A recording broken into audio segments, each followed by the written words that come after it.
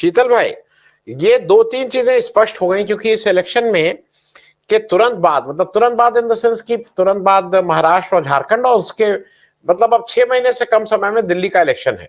और ये बिल्कुल स्पष्ट है कि अब आम आदमी पार्टी के सारा दमखम और सारी ताकत लगी है दिल्ली प्रदेश में अच्छा परफॉर्म करने की।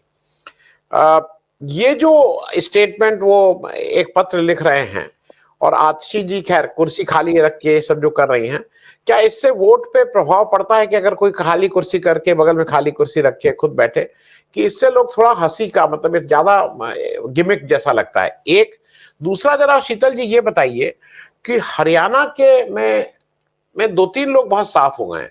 हरियाणा इलेक्शन में बीएसपी ने जिस तरह से, मैं ये नहीं कह रहा हूं वहां जाके लड़ने में कोई दिक्कत थी, बीएसपी को बिल्कुल लड़ना चाहिए था, लेकिन जिस तरह से आकाश आनंद ने वहां जाके कांग्रेस पे हमला बोला, राहुल गांधी खड़गे पे हमला बोला, बीजेपी पे वो सॉफ्ट ही रहे, उससे बिल्कुल स्पष्ट हो गया है कि बीएसपी किसका फायदा कराने के लिए हरियाणा में। उसी तरह से ये भी काफी कुछ स्पष्ट होता जा रहा है कि आम आदमी पार्टी अगर हरियाणा इलेक्शन लड़ रही है तो वो किसको किसको फायदा पहुंचाने के लिए लड़ रही है, ये भी साफ साफ हो रहा है। तो क्या उसका जो बैकलैश है उसको कम करने के लिए चिट्ठी लिखी गई? इस चिट्ठी का पर्पस क्या है जो आपकी समझ में आया? और आतिशी जी जो एक खाली कुर्सी करके कर रही हैं, इसका क्या प्रभाव, मतलब ये क्या किस बात का द्योतक है, शीतल जी? देखिए, जो केजरीवाल जी हैं वो जो राजनीति करते हैं वो राजनीति सुपर स्ट्रक्चर में खेलती है। वो बेस स्ट्रक्चर की राजनीति नहीं है।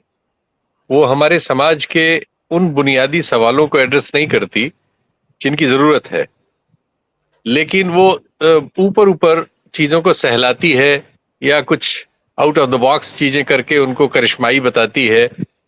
बेसिकली वो कम्युनिकेशन में खेलते हैं।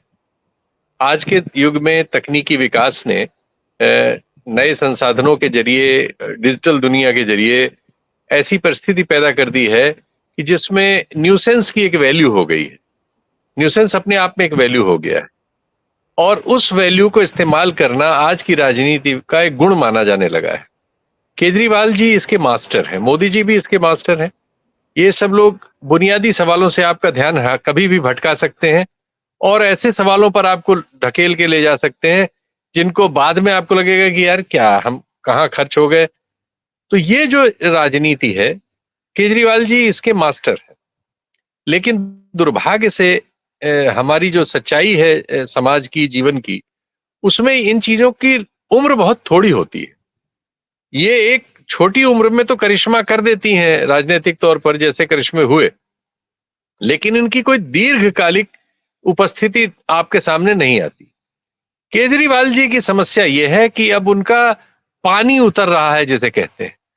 वैसे राजनीति में पानी बहुत लोगों का उतर रहा है, इस तरह की राजनीति का भी उतर रहा है, लेकिन फिर भी केजरीवाल जी का पानी कुछ तेजी से उतरा है इस बीच। अब उनके लिए सर्वाइवल के लिए जरूरी है कि वो दिल्ली का चुनाव जरूर जीते। इस बार दिल्ली का वो अगर चुनाव नहीं जीतते हैं तो उनकी पंजाब इकाई उनसे विद्रोह कर सकती है, और किसी इकाई में कोई हैसियत नहीं है, तो उनके पास उनकी राजनीति के समापन की घोषणा हो सकती है।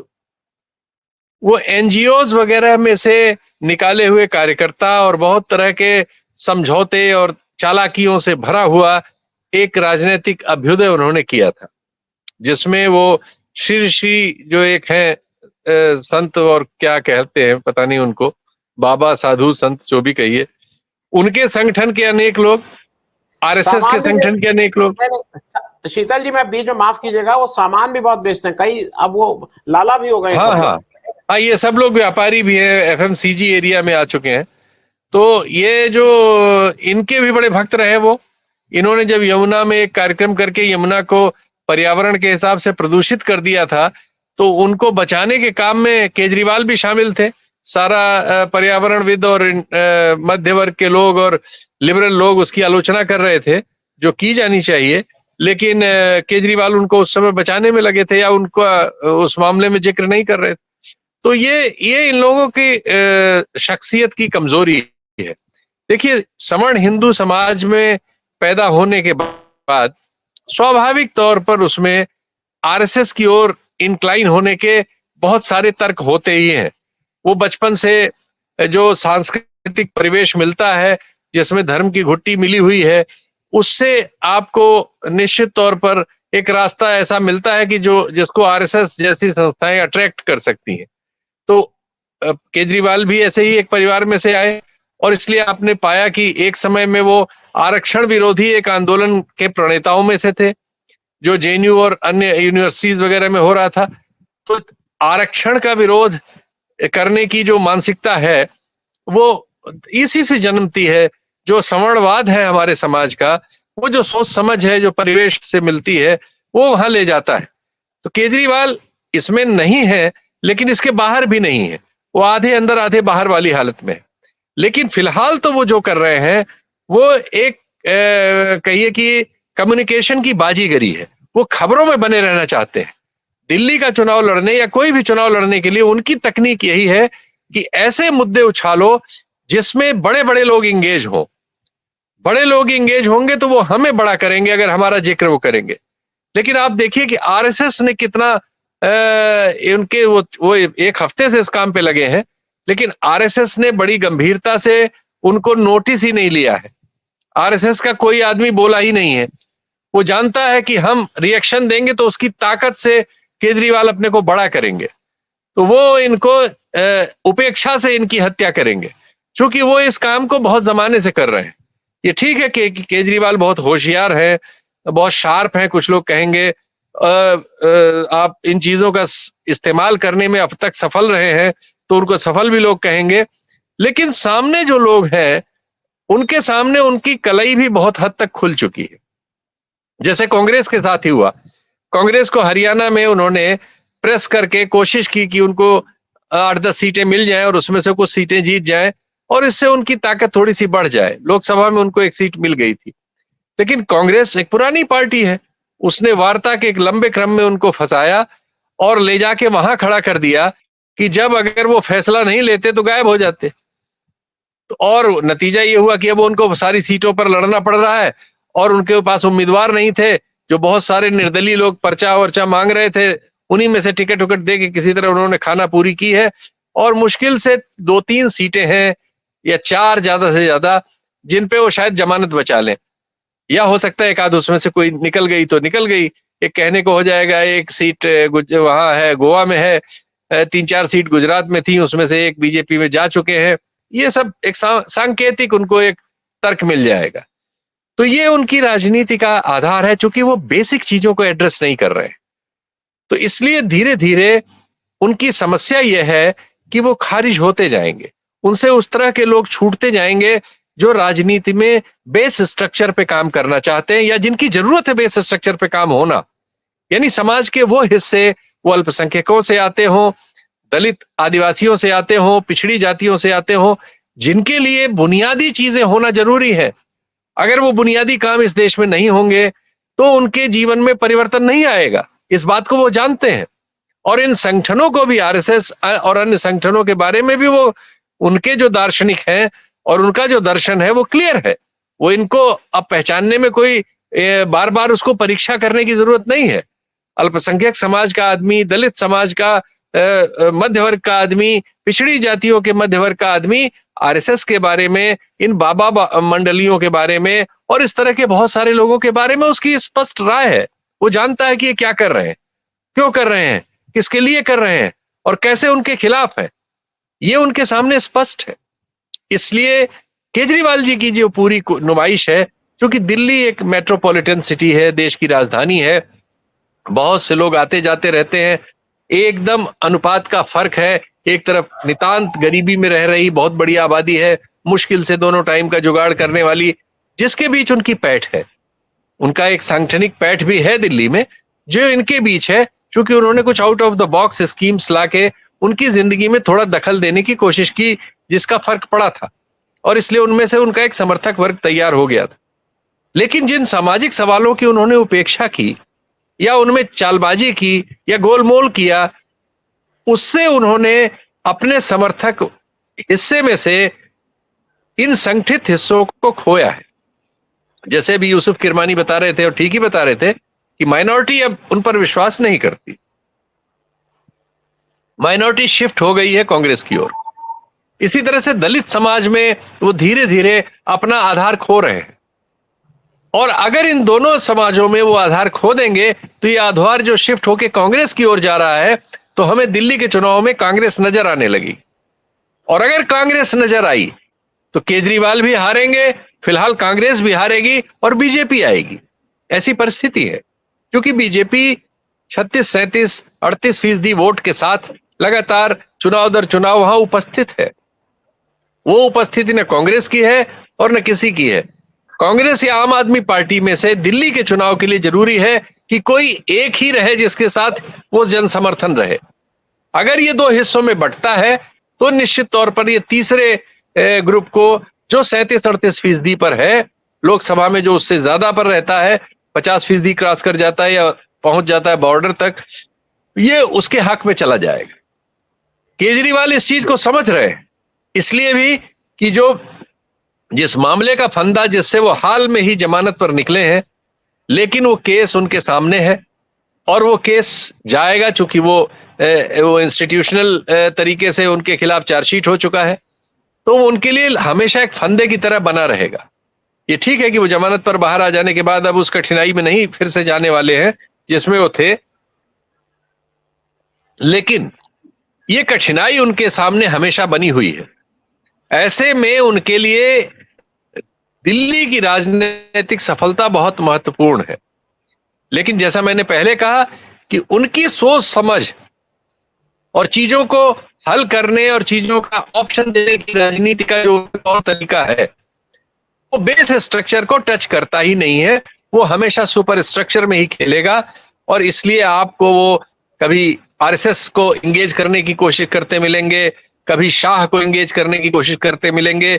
जब पिछली बार चुनाव के दौरान, लोकसभा चुनाव के दौरान वो एक सीमित जमानत पर आए थे, तो उन्होंने योगी वाला मुद्दा उठा दिया था, जिससे यूपी में उनकी पार्टी को भले कोई लाभ ना हो, लेकिन वो मुद्दा था और जिस मुद्दे की चर्चा में उनको मौका मिल गया और जो लोग उसका जिक्र करते हैं कि उनकी वजह से हुआ, तो ये लाभ उनको मिलता रहेगा।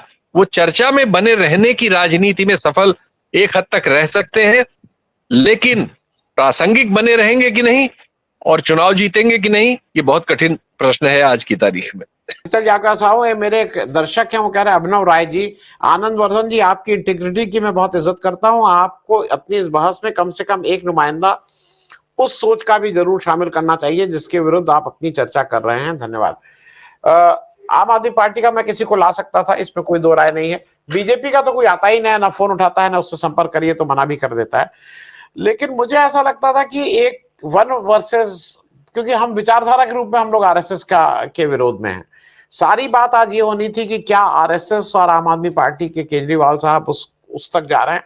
तो मुझे लगता है कि वो एक डिस्कशन की जगह वो हल्ला ज्यादा हो जाता। अगर किसी दिन चर्चा करनी है तो सारे वो ही लोग हों, वो अपनी बात कहें, हम अपनी बात कहें, क्योंकि वो घालमेल करने से वो बात तो कुछ हो नहीं पाती है। शीतल जी, मैं जरा आपसे एक चीज पूछ लूं, ये इंडिया गठबंधन जो है, जिसने बहुत सक्सेसफुली 2024 का इलेक्शन लड़ा, मैं तो सक्सेसफुली इसलिए बोलूंगा कि 240 पे रोकने में कामयाब रही वो, अब क्या था, स्टोरी इज ओवर, या ऐसी ढुलमुल करते चलती रहेगी, कुछ कुछ राज्यों में होता रहेगा? क्योंकि अब जहां जहां गठबंधन हो रहा है, वो एक तरह से देखिए तो इंडिया गठबंधन लार्जर अम्ब्रेला तो है। कहने को पीडीपी अभी भी इंडिया गठबंधन का पार्ट है, लेकिन एनसी और कांग्रेस का हो गया। मैं उस दृष्टि से इंडिया गठबंधन का फ्यूचर अभी आप अगले 1-2 साल का क्या देख रहे हैं, उसके बाद का फिर देखा जाएगा। शीतल जी, देखिए, ये बड़ा ढीला ढाला सा गठबंधन था, और लोकसभा चुनाव में जो हालत देश की थी और जिस तरह से मोदी और शाह जी की जोड़ी संस्थाओं पर अपना प्रभुत्व जमा चुकी थी, एजेंसियों को खुला छोड़ दिया गया था इन लोगों पर हमले करने के लिए, सारे विपक्षी दलों पर विभिन्न राज्यों में, राज्य सरकारों पर गवर्नर छोड़ दिए गए थे, और मीडिया पूरा का पूरा चूंकि कंट्रोल में था तो इस सब के पक्ष में नैरेटिव बनाता था जो कुछ केंद्र से किया जाता था, और उन लोगों को विलेन बना के उसने रख रखा था। राहुल गांधी की छवि की हत्या की जा चुकी थी। ऐसी परिस्थितियों में, और अन्य जितने भी नेता थे सबकी छवि की हत्या एक हद तक की जा चुकी थी। अलग अलग साइज था सबका हत्या करने के लिए प्रयोग में ले आने वाले सामर्थ्य का। तो इससे डर के आप कहें या इससे मजबूरी में बहुत सारे लोग एक साथ एक मंच पर आए। उसमें से नीतीश कुमार वापस चले गए, उनकी अपनी अलग टारगेट्स हैं, स्टेट के टारगेट हैं। एक तेलुगु देशम पार्टी उस समय तक क्लियर नहीं थी, अपनी लोकल इश्यूज की वजह से वो भी उधर चली गई। तो ये जो अभी है, ये एक ढीला ढाला सा एक मंच है, जिसमें कुछ राज्यों में तो इनकी सहमति है, या मुझे लगता है ये कुल एक राज्य में मुझे ठीक से नजर आता है, और वो है महाराष्ट्र, जहां इंडिया गठबंधन एक गठबंधन की तरह से काम कर रहा है अभी तक। हालांकि उसमें बिकरिंग्स की बातें आती रहती हैं, लेकिन फिर भी उसने लोकसभा में भी काम किया और विधानसभा में भी काम करने जा रहा है। एक हद तक उसने उत्तर प्रदेश में भी किया। बाकी जो है उस तरह से गठबंधन है नहीं है, होने को तो बिहार झारखंड सभी जगह है, लेकिन बाकी जगहों पर निश्चित तौर पर, और इस इलाके में जब आप देखते हैं तो ये हर चुनाव दर चुनाव अलग तरीके से होता है। जैसे अभी कश्मीर के चुनाव में फिर से एनसी और कांग्रेस ने आपस में अलायंस किया, जबकि इंडिया गठबंधन में महबूबा मुफ्ती भी हैं और भी लोग हैं। तो ये स्थिति है इसकी, एक ढीला ढाला संयोजन है जो लोकसभा चुनाव के लिए तो परफेक्ट लगता है, लेकिन विधानसभा चुनाव में इसकी कलई खुल जाती है, और ये खुली हुई रहेगी। मुझे इसमें कोई बहुत चाक चौबंद होने की संभावना नहीं दिखती। तो ये ऐसे ही हमको आपको इसके बारे में बात करनी पड़ेगी, ऐसे ही अफसोस करना पड़ेगा, और ऐसे ही रिजल्ट हमें देखने पड़ेंगे। हमारे पास कोई इसको ठीक करने का फॉर्मूला नहीं है, और शायद जो लोग इसका संचालन कर रहे हैं उनके पास भी नहीं है। तो लेकिन यह है कि देश में एक समझदारी इन लोगों ने पैदा की आपस में, और देशवासियों में भी, कि संविधान सर्वोपरि है, उसकी रक्षा करना देश के लिए बहुत जरूरी है। आरक्षण के सवाल पर सहमति काफी बड़े लेवल पर बनी। ये सब जो सवाल जरूरी सवाल है इस देश के, जैसा मैं शुरू में कह रहा था, जो बुनियादी सवाल है, जाति जनगणना का सवाल, आज नहीं तो कल मुझे लगता है कि सबको स्वीकार करना ही पड़ेगा। इस सरकार को भी करना पड़ेगा, ये इसके लिए योजना बना रही है। किसी दिन आप पाएंगे कि इन्होंने ही खुद घोषणा करके उसका सारा श्रेय खुद को लेने की कोशिश की। तो ये सब करने में ये संगठन कामयाब रहा है, तो इसकी ये कामयाबी की किताबें हैं। 234-35 सीटें ले आया, वो भी एक कामयाबी की इबारत है, आपने सही कहा। लेकिन राज्यों में इसमें सरफुटौल रहेगी, अभी बहुत जगह रहेगी। तो वहां जो जो बड़ी पार्टियां हैं वो धीरे धीरे वहां की लीडर हो जाएंगी। रीजनल पार्टियां बहुत सी जगहों पर लीडर रही हैं, और बहुत सी जगहों पर कांग्रेस लीडर है, क्योंकि कांग्रेस तुलनात्मक रूप में ज्यादा बड़ी पार्टी है। इसमें जितने भी लोग हैं उनमें सबसे बड़ी पार्टी है, पैन इंडिया अपील वाली पार्टी है। तो उसकी ग्रोथ तो तुलनात्मक रूप में ज्यादा होती हुई दिखेगी ही, और उससे बाकी लोगों को अलग अलग तरीके से अलग अलग राज्यों में एडजस्ट करना ही पड़ेगा। ये सब चलता रहेगा, और इसी सब क्रम में हम लोग और दूसरी राजनीतिक परिघटनाओं को देखेंगे, यही कहा जा सकता है।